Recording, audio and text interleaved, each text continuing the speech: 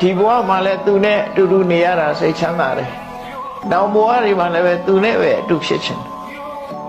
ဒီဘဝမှာလည်းသူနဲ့တွေ့ချင်တွေ့ရတယ်နောက်ဘဝမှာလည်းပဲသူနဲ့ပဲဆုံစည်းချင်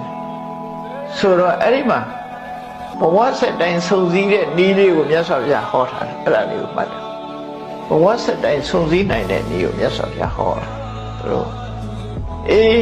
ဥပဒကဥပဒိကမမျိုးတို့ဇနီးမောင်နှံနှစ်ယောက်စလုံးဒီဘဝမှာလဲဆုံစည်းခြင်းနဲ့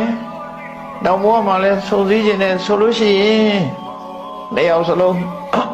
တူလေးတူရှိရမယ်သမတ္တတာရှင်ကြည်မှုတရားတရားချင်းတူဖို့လိုတယ်သမတ်သီလကိုချင်းသီလလည်းတူရမယ်သမစာက